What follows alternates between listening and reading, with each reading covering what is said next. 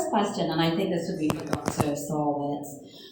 What steps will be taken or programs enacted to ensure that children, young adults, and families are provided with appropriate psychoeducation on the risks of underage marijuana use, the impact on the developing brain, and the risk of addiction?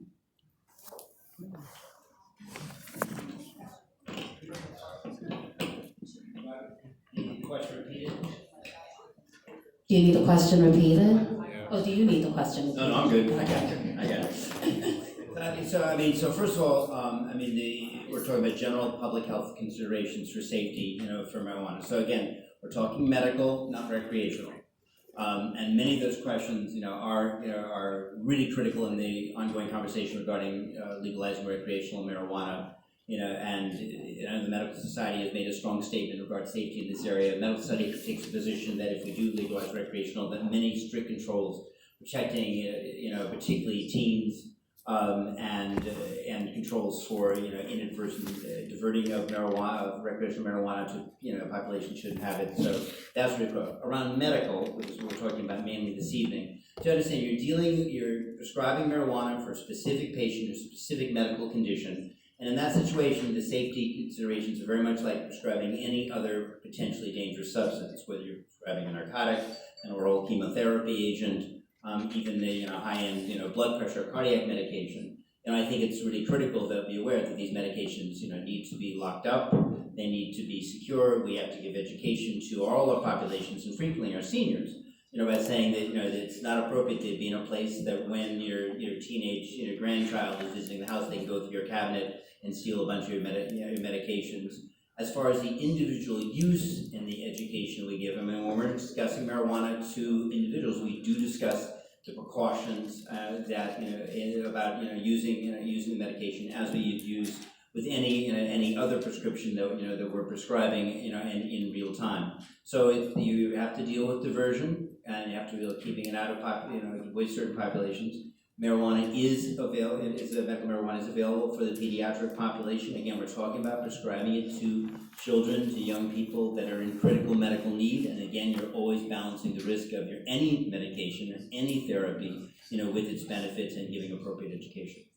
Thank you. Yes, well. I just wanted to add in one thing that, as policy is being crafted here in New Jersey, one thing to be really vigilant about, though, is what some of kind of the lessons you can learn from other states that haven't done it well. For example, last year, Colorado, in a survey, 70% of dispensaries, including medicinal dispensaries, recommended their products to pregnant women. You can Google it, it's an article in CNN. And so these are some of the things that we have to be aware of as we're crafting policy and make sure that different companies, dispensaries are being held accountable, that they're not advertising their product in an irresponsible manner. Another concern that some states that have gone down this road have had is that some of the packaging, and this is primarily in places where there's recreational mixed with medical, but it is a problem is that a lot of the packaging, even for medical, can look quite attractive in the form of gummy bears and quite colorful medications or products that are in many states have found to be very attractive to kids. And so that's just one of the things to be vigilant about as New Jersey is moving forward in this direction, some of the things that other states perhaps haven't done well to make sure that that is not repeated. Thank you. Colleen, why has the bill stalled in the state Senate?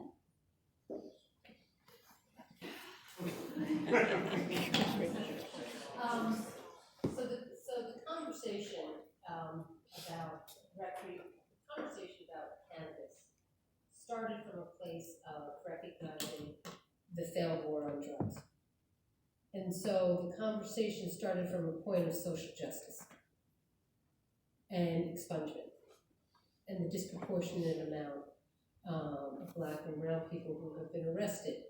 And now we're talking about legalizing something that would actually be legal, that you could do, where people, if they did it, a year, 2, 3, 4, 5 years ago, have issues getting a driver's license, getting a loan, getting Section 8 housing. So it starts from addressing social justice, That's what the state, the preamble in the bill actually talks about that.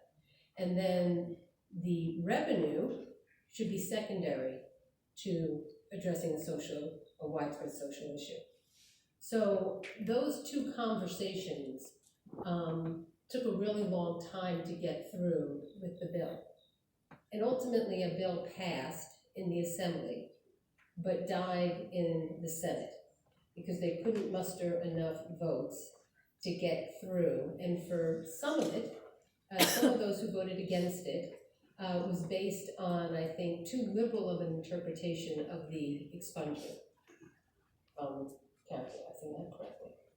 We watched very carefully on the local level how they were handling that, and I attended many press conferences with some of the mayors of our very largest cities like New York and Jersey City, because that was very important to them, how the state of New Jersey handled that, because when you look at other states around the country who have legalized it, I don't believe any of them have really tied the social justice and the recreational legalization use together like we have. It passed it, and then sort of played catch up on the social justice piece. So that's what kind of separates us a little, I think, from the other states that have maybe had an easier path of legalizing it. So those questions, that question didn't get addressed, and therefore they didn't find the votes ultimately to get it passed. Thank you. Yes, Will. Just wanted to add to that because our organization's been working here in New Jersey as well on this issue, and since that question was moving from medicinal to recreational, which is the one that got stalled, not medical. Again, it's important to distinguish between medical and recreational. When it comes to recreational use, part of the reason also that we believe it was stalled, in fact, the reason that our organization was working to see it stalled here in New Jersey is also related to social justice, but there's another aspect of that. And I tell people when I walk out the front door of my house in Washington, D.C., down the street in any direction, the first store that I get to is a liquor store. If I go a little bit farther, I'll get to a convenience store, but it'll be so plastered with advertisements for alcohol, tobacco, and the lottery that I can't see inside the windows of that store. If we look at states that have passed legalization so far for recreational use, again, I'm talking recreational now, places like Colorado, we see that repeated pattern of disproportionate targeting of disadvantaged communities. In Denver, Colorado, some minority communities there have one pot shop for every 47 residents. As well, in the state of Colorado, there's more pot shops than Starbucks and McDonald's combined.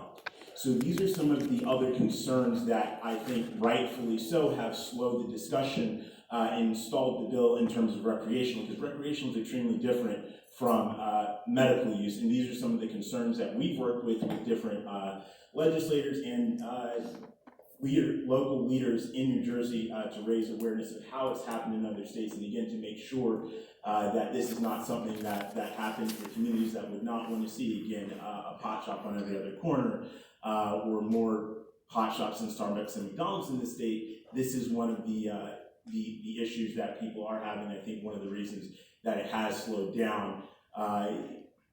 Senator Rice, who we've worked with here in New Jersey as well, the other aspect of this is to address expungements. There's another bill that was put forward in New Jersey, that was decriminalization. Senator Rice here, he put that forward, and the counter is that we can remove criminal penalties for marijuana use. We can provide for expungements, get this off of people's records, and make sure that no one is getting arrested, going to jail, losing opportunities for employment or loans, etc., by advancing a decriminalization bill. So there was also another bill, it didn't go anywhere either, but that was introduced, and that was for decriminalization. So again, when we're talking about recreational, that's a significantly different discussion than medicinal, and there's a lot more complications that we're looking at, and a lot more concerns that are being raised that I think were some of the reasons that here in New Jersey, as well as in New York, that the legalization bills were stalled and did not.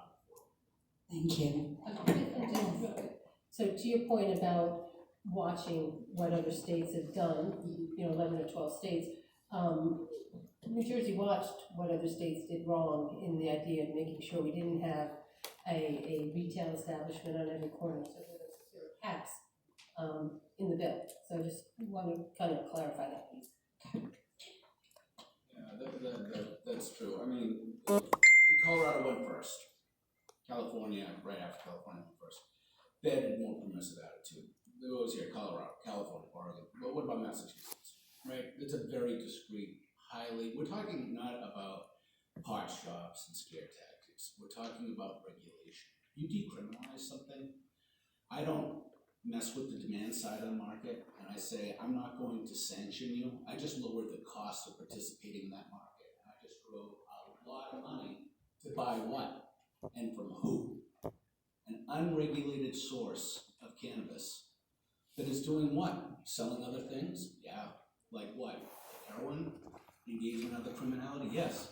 So if we just decriminalize and we decide that we're not going to regulate the other half of the market, we're just going to say, go ahead. You are incentivizing a massive expansion of the black market. By who? An unregulated body of criminals that often are involved in murder, mayhem, opioids, etc.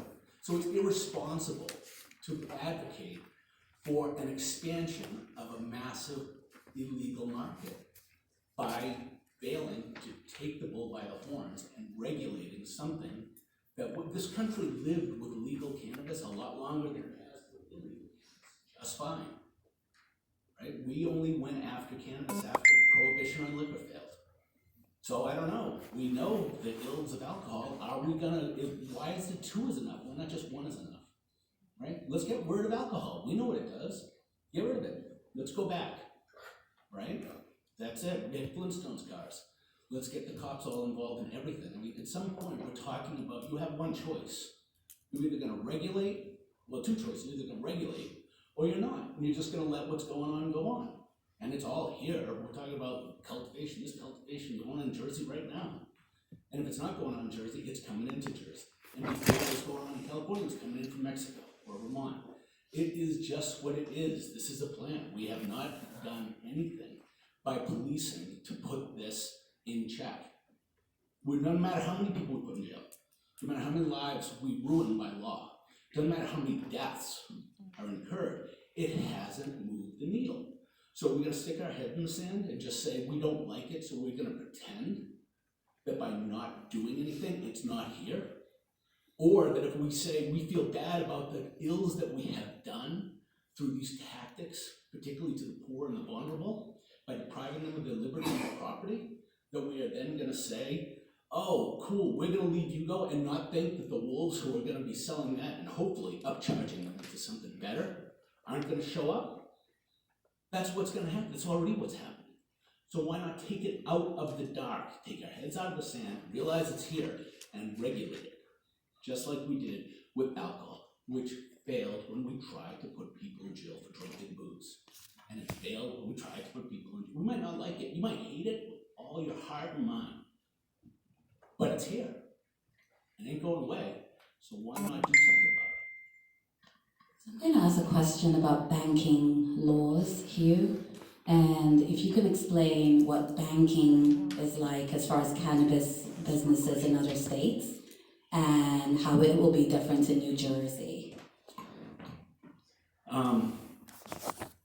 Banking has been a problem because it's federally illegal, and to participate in the Federal Reserve System, as most banks do, you have to get a charter that comes with certain obligations to be reviewed and to make statements. One of the things that you have to live by, covenants, one of which is you're not going to violate federal law. So the problem is, even if a state is allowing you to bank cannabis, the federal government might take your charter.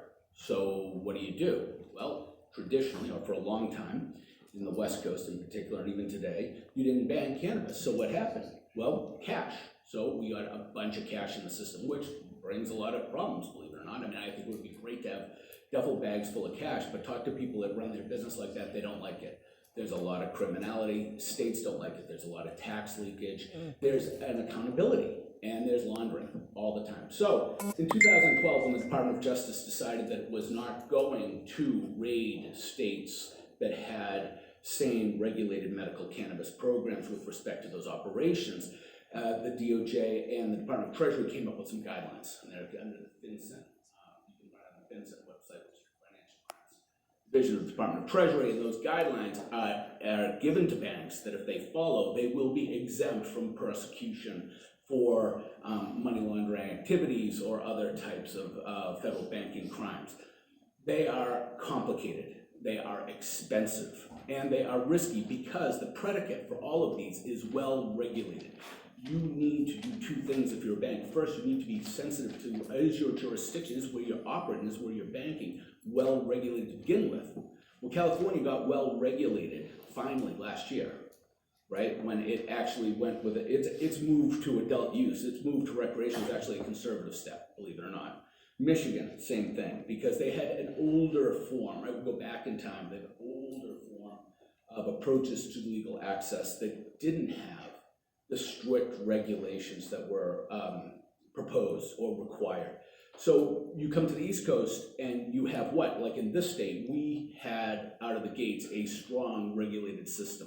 So banks could take some solace in the fact that they were going to operate with respect to the laws and regulations of the state that chin the bar with respect to the concerns of the Department of Justice and Treasury. That's one. Two, there isn't a pot shop, and there isn't going to be a pot shop on every corner, or as Senator Rice calls them, bodegas for some odd reason. There isn't going to be one of those on any corner. They're going to be very limited. They're going to be high cost, high barrier to entry, extremely expensive operations that are shot through with compliance requirements. One of the things a bank has to do is have all of the compliance data for their operator and be able to certify continually what's going on in this burdensome process. So that's what's going on in the banks. In the state of New Jersey, we've had people lose banking, but they get it back. I don't know of anyone in this state, prospectively or operating, that has not had access to banking in New Jersey. I can't say the same of Western states. They do have access to banking. Now, with this said, there's this insane situation to begin with. The federal government says, well, what we're going to do, and I respect it because I like federalism, we're going to let the states do what they want within reason, and we're going to pretend like our federal laws aren't something we're going to really need to enforce. But one of the things they really don't like is this banking thing, because that's the money, right? So they want to make sure that the banking and the ability to do good accounting and to be able to tax and trace money and the operators is in place, so much so that there is a bill in the legislature, which is the Safe Banking Act, which goes to provide more rigorous, more certain, and lower barrier, less costly ability for banks to provide banking services to cannabis companies. I think it'll pass the House. I don't think it'll move to the Senate until Lindsey Graham, South Carolina gets a medical, so the smart guys, South Carolina, I think if they get the medical law passed in January, Lindsey Graham says he'll vote for some of these things, so that's what we'll have some. But until South Carolina does, he says, I'm not going to vote for it, and it only takes one senator to hold it up, so, fight down there. Thank you. Okay, how many, Colleen, I'm hoping I'm not putting you on the spot with this question. How many of New Jersey's 556 municipalities have banned either medical or adult use cannabis? So when they say banned, what the local governing bodies would do is pass a resolution against or prohibiting. So there are 60 towns in the state of New Jersey right now that have passed resolutions of some sort opposing. So that would be maybe they oppose all sorts of marijuana. Maybe they just are opposing recreational. Maybe they're just opposing medicinal. So because we live in a home state rule, because we have 565 municipalities, you have a lot of different kind of conversations going on, but right now we have about 60. What's the general reasoning each of these counties? Is there a commonality to why? I think it is what they have in common, I think, is just an outright opposition to the legalization of marijuana. Period. And then they'll tweak it depending on what that council itself has feelings. Now, just real quick, I'll just tell you a very quick story. I was on the phone today with the mayor of Freehold Township, who was one of the first townships to come out with a resolution or resolution opposing all types of marijuana. Well, when we talked about the bill that just was passed for that little boy Jake, and that was signed into law about a month ago, the governor did the signing in Freehold Township. And the reason why he did the signing in Freehold Township was because there was a large tavern down there that did a lot of fundraising for Jake and his family, because the boy, I think, was going to be from Brick or one of the surrounding towns, to help offset all of his medical costs. And so when they named the bill after the little boy, the mayor went there, and she heard firsthand how the medicinal marijuana really helped Jake's life, and listened to his father and his mother.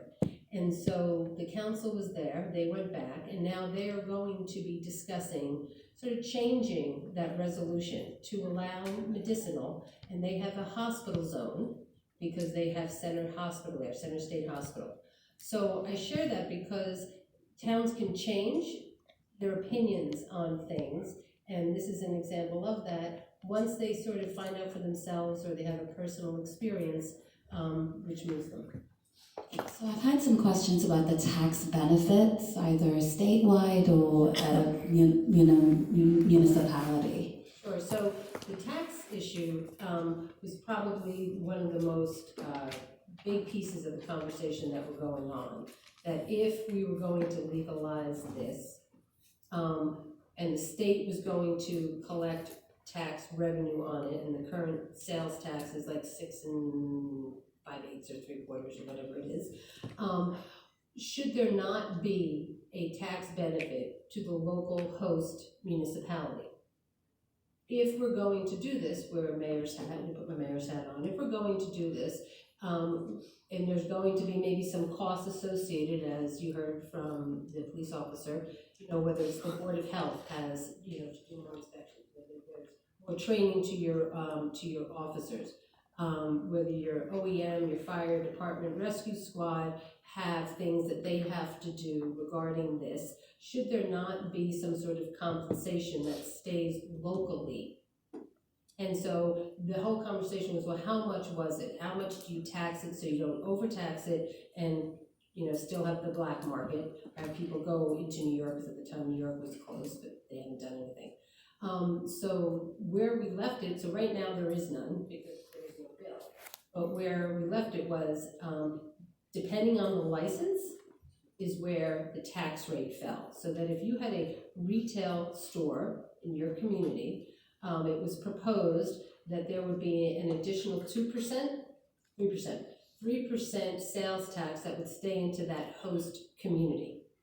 If you then say you didn't have a retail, but you had what would we see a warehouse where you're doing the cultivating or the processing, and you were moving a lot more of the product than through a retail, that was 2%. So there were different, depending on the license, is where the taxes were going to be. But that kind of all went out the window when they didn't pass the bill. So I'm going to be interested to see how that, and I don't believe medical has, so with medical, the local host community has the ability. They didn't before, but there's now a 2% excise tax on retail, just dispensaries or host community in the medical, in addition to the sales tax. It didn't exist before. The overall tax in the new bill statewide medical is now. It's going to step down, right, and eventually be zeroed out. Yeah, exactly. But there's a 2% excise to the town, but only for retail. It's different than what they were proposing for adult use. So we have go Yeah, ahead. just gonna add a quick note, again, I think it's important to look at, what's happening in other states, and since we're talking about tax, one of the problems that some of the states, the early adopter states have had with the whole tax issue is keeping the tax so that frankly, the politicians are happy with what they're pulling in, for themselves, and for the people that represent, I should say it that way. But also, so keeping the taxes, I'm a little bit skeptical there, I'll admit that though. But so keeping the tax high enough for them, but then low enough to keep out the black market. So for example, California's had to call in the National Guard this year because the black market has increased there so much since legalization. A lot of people attribute that to the high taxes that are put on that. So they've called in the National Guard because there have been huge grows in their national forests and in public lands because the black market activity is increasing in most, if not every state that's legalized, and even in Canada now, where they're still wrestling with this, where it's legal across the nation.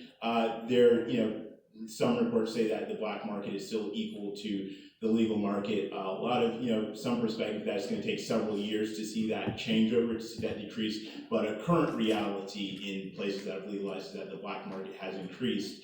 A lot of it is because of the taxation issue. The other issue with taxes is that, for example, Colorado brought in $200 million through taxing it in 2016, 2017, which I tell people, if you're going to give me that much money, that's awesome. I would love that amount of money.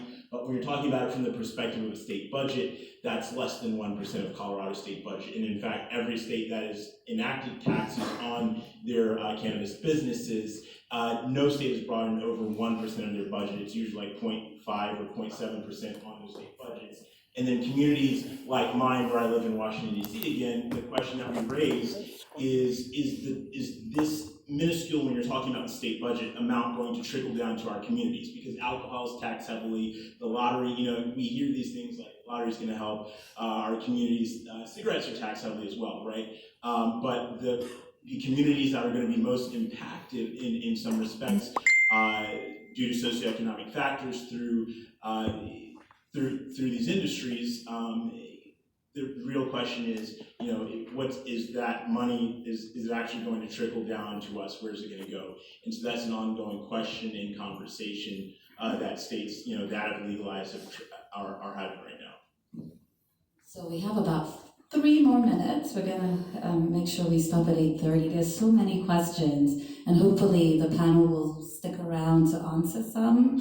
I won't keep you here till midnight, but maybe you could answer a few. Captain Feliciano, how, if cannabis businesses were to open in District 36, how would they collaborate with the police department? Well, like any other business, we try and touch base with the ownership with respect to their operations and security measures. This particular industry, because of the cash flow, it's pretty much basically a cash-only operation, so that it becomes a high-risk security target.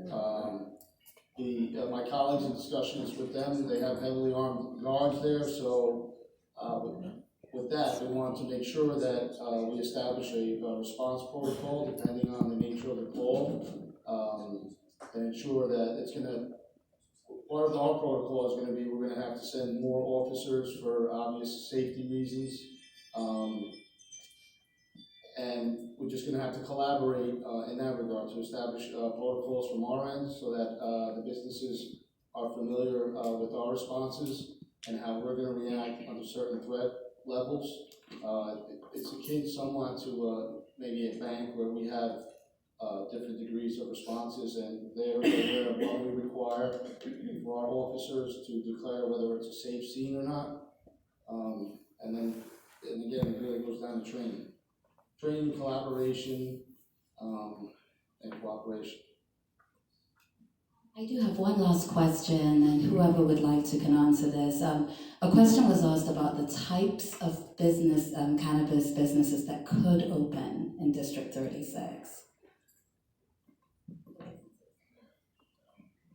Okay, from a permitted use or permitting, if a municipality is so inclined, it is possible to open up in an industrial area, a cultivation center, processing facility, which is often co-located with the industrial, with the cultivation center, and then retail stores.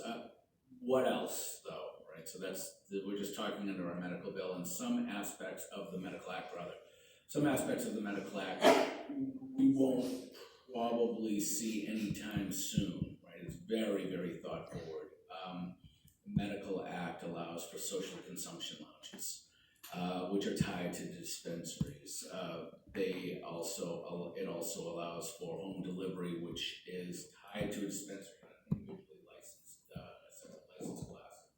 But there are opportunities there for independent contractors to be involved in the delivery process, highly regulated, of course. We haven't seen the regulations for that, and we won't for for some months. And I'm not sure if we're going to see any social consumption under the medical law. Some aspects of the Jay Conan's bill were drawn from the failed adult use bill and put into the medical bill. And I think one of the reasons for that, and so if you really read through the bill, you can see some things that are perplexing, maybe even a little alarming. But I don't think we're going to see them in practice at any time soon. One of the reasons why I think they were put in there was to get the toothpaste out of the tube in the regulatory process. Since we're setting up a regulatory entity, let's get that entity thinking about the widest range. And this bill, this act really tries to cover the widest range of potential combinations of consumer, business and consumer, and in this case, patient. So let's get the regulators thinking about these things so that if and when adult use does occur, there'll be a quicker implementation because there'll already be some regulatory thinking. So what could you get? Basically, cultivation, processing, dispensing, and then over time, there are some additional things that are potential. And I'll just sort of follow up and close with that topic is, we have 6 locations right now in the state of New Jersey, and every town that those 6 locations are in, they have a very good relationship with their local governing body and their mayor and their police department, and that they knew that this is a brand new industry with so many questions, and you don't know what you don't know in life, right? You don't know. So when you go, and I visited a few of them, I've driven past them, a couple of them are on the highway because they just blend in. Nothing really stands out unique about it. They're usually repurposed stores. The one in Woodbridge on Route 1 was an old electronics store right by the Woodbridge Center Mall. And again, you go in, it's for the people, they have the cards, it's cash, you're in and out within 10, 15 minutes maximum. It's gone to the ones in New York City to see. So educating yourself about what it is and what it's not, I think is critically important when you're talking about what the cannabis business would be a right fit for the district. Thank you. Will, there were a few questions about the effect on low-income communities, and you did touch on it, but do you have anything else to say? I'll add, so when we're talking about the recreational, again, I want to distinguish very clearly between medicinal use of the plant and recreational use, but when we're talking about recreational use, just by nature of the industry, and it's not unique to marijuana, but we have to know this is what type of industry it is. It's an industry that gets most of its profit from those that are addicted to or heavily use the product. And so if we look at another example, in the liquor industry, they get 80% of the revenue from 20% of the users. That's the heavy users and those that have problems with substance abuse and drink on average 10 drinks a day. That's what we're talking about with the liquor industry. Colorado Department of Revenue did a survey to see what their breakdown was in 2017. You can go to colorado.gov, look this up, and 67% of the revenue comes again from 27% of the users. That's the people that are using extremely heavily, using pretty much all the time. And so that's to be viable as an industry for these recreational industries. You have to have people that are using heavily. We say use responsibly, but the reality is that public health costs, whether it's from driving under the influence of alcohol or cannabis, where rates of driving